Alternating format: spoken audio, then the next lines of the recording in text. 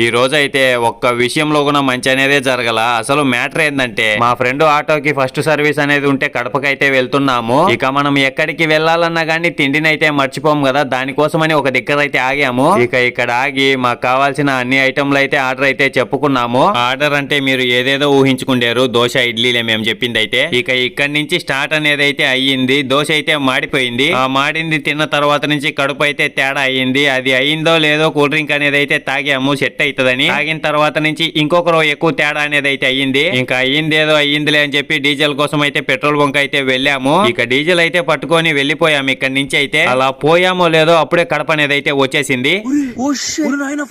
కడపకు వెళ్ళిన తర్వాత షోరూమ్ దగ్గరికి అయితే వెళ్ళాము. ఇక్కడ పెద్ద షాక్ అనేది అయితే ఇచ్చారు. ఆ షాక్ ఏంటంటే మేము పొద్దున 10కి పోతే వాళ్ళైతే మధ్యాహ్నం 3 గంటలకు అయితే రమ్మన్నారు. ఇక ఏం చేయాలో అర్థం కాలేదు. ఏం చేయాలో తెలియని పరిస్థితులలో మేము ఏం చేసాము అనే దానికి పార్ట్ 2 అనేది అయితే పెడుతున్నా. ఈ వీడియోలో సరిపోలా, అది ఇంకా చాలా బాగుంటది వీడియో అయితే.